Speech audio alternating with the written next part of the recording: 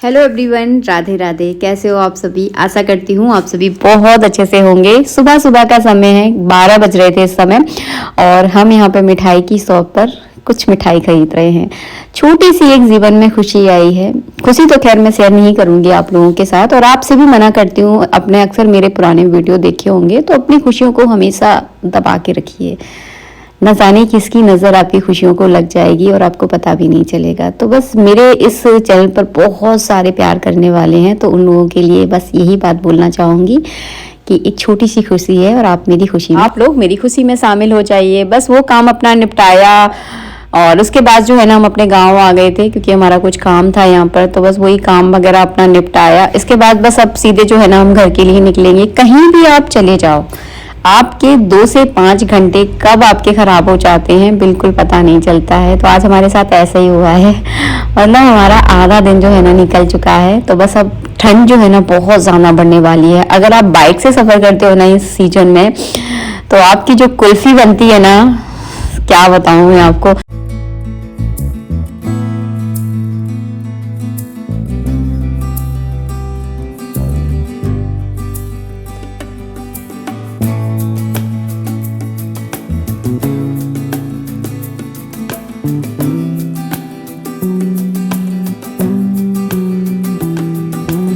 आज मैं चली गई थी गांव और अभी थोड़ी देर पहले ही लौटी हूँ। तो आज है ना पूरा दिन मेरा ऐसे ही निकल गया। देखिए ढेर लगे हैं बर्तनों के, पूरी किचन का हाल देखिए। अभी आके मैंने थोड़ी देर पहले ही दाल बनाने रखी थी, क्योंकि शाम के खाने की तैयारी करनी है।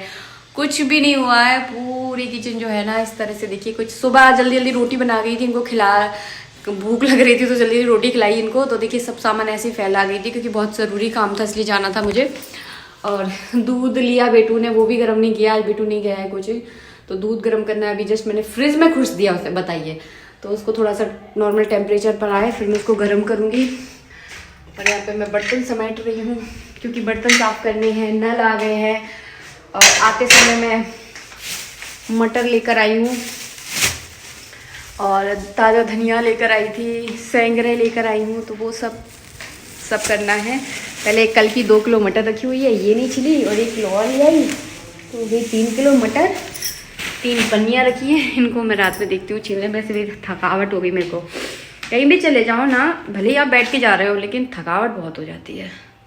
पता नहीं किसका मैसेज आ रहा है। तो चलो मैं कपड़े उतारूँ पहले और फिर फटाफट बर्तन साफ़ करूँ, और खाना खाने का टाइम हो रहा है मेरा।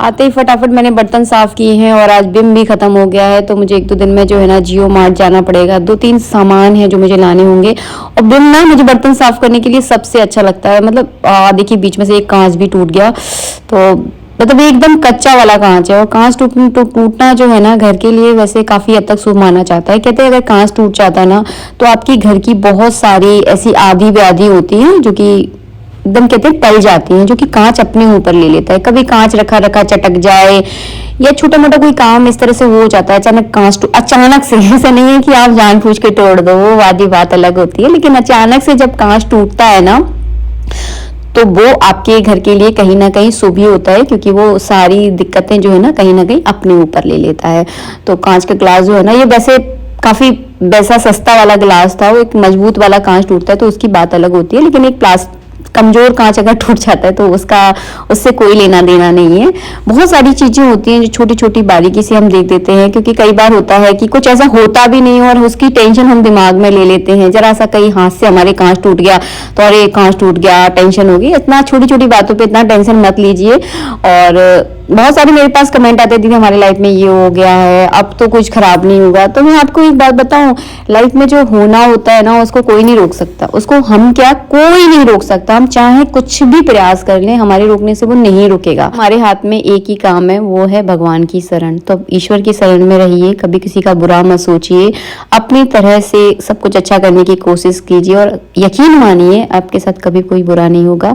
और हो भी रहा है तो कहीं ना कहीं वो आपके अच्छाई के लिए हो रहा है।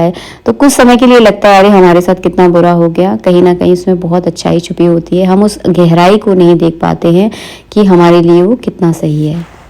और मैं बना रही हूँ अभी दाल। 2 सीटियाँ लगा दी हैं तब भी अच्छे से नहीं घुली। तो दाल को अगर गलाओ नहीं ना तो सही नहीं बनती है। किचन को एकदम अवॉइड कीजिएगा क्योंकि बहुत फैला हुआ है। अब समझ लो कहीं चले जाओ ना तो ऐसा ही लोचा जो है ना हो जाता है।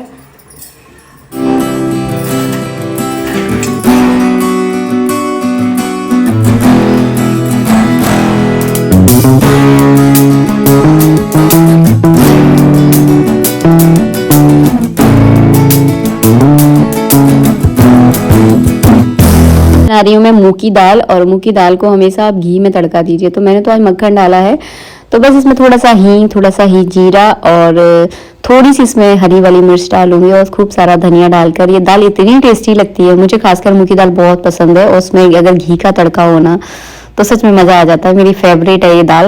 और अरहर की दाल भी मुझे, अरहर मतलब जो पीली वाली दाल होती है वो भी बहुत अच्छी लगती है, बट मैं ज़्यादातर इसको बनाती हूँ, बहुत बढ़िया लगती है। मैंने वेट लॉस में इसको शायद ही बहुत ज़्यादा खाया है। तो शाम को जब आप इसमें रोटी चूर के खाओगे ना आपका पेट भर जाएगा, आपको खूब मज़ा आएगा। मुझे बहुत पसंद आती है। आज मैंने सुबह ना आलू मेथी की सब्जी बनाई थी, आलू मेथी और मटर, वो भी बहुत टेस्टी बनी थी। अभी थोड़ी सी रखी हुई थी तो हो नहीं पाती वो, इसीलिए मैंने शाम को दाल बना ली ताकि ये 2 सब्जियां हो जाती है ना तो फिर चल जाता है। और एक सूखी सब्जी के साथ अगर गीली सब्जी हो ना, मतलब रसीली सब्जी हो ना, तो फिर बहुत अच्छे से खाना खाया जाता है। और बस ये करने बैठ गए, अपना पाठ, सप्तती का पाठ कर रहे हैं पंडित जी। मैं आरती करके आ गई थी। मैंने अपने लिए फिर से एक कप कॉफी बनाई क्योंकि मेरा बहुत थकावट हो गई है। मैंने कुछ काम नहीं किया, वहां जाकर कुछ किया ही नहीं, बस ऐसे खड़े खड़े मैं इतना थक गई थी। और आज मैं बिल्कुल भी रेस्ट भी नहीं कर पाई कि हम हाउस वाइफ को तो ऐसा लगता है मतलब कि बीच में थोड़ा सा रेस्ट मिल जाए। जैसे कि दोपहर का काम हो गया ना तो उसके बाद 1 आध घंटे अगर लेट लेते हैं ना तो सही रहता है, बट आज मैं बिल्कुल भी नहीं लेट पाई हूँ। बैक टू बैक पूरा काम कर रही हूँ। पहले सुबह जिम गई, उसके बाद में घर आई, इनके लिए नाश्ता बनाया, फिर खाना बनाया, फिर खाना बनाकर इन सबको खिलाया, फिर किचन में ऐसे ही छोड़ गई थी क्योंकि टाइम ही नहीं था, बहुत ज़रूरी काम था, फिर मुझे वहां जाना था। वहां से लौट कर आई, बस हम दोनों के लिए मैंने चाय बनाई और फिर अब शाम के खाने की तैयारी हो रही है। तो बस यहाँ पे मैंने दाल रख दी है और बघार लगाने के बाद 1-2 सीटी और लगा दूंगी ताकि ये अच्छे से मिल जाएगी, वरना दाल फिर अच्छी नहीं लगती। पानी अलग दाल अलग बहुत बेकार लगती है।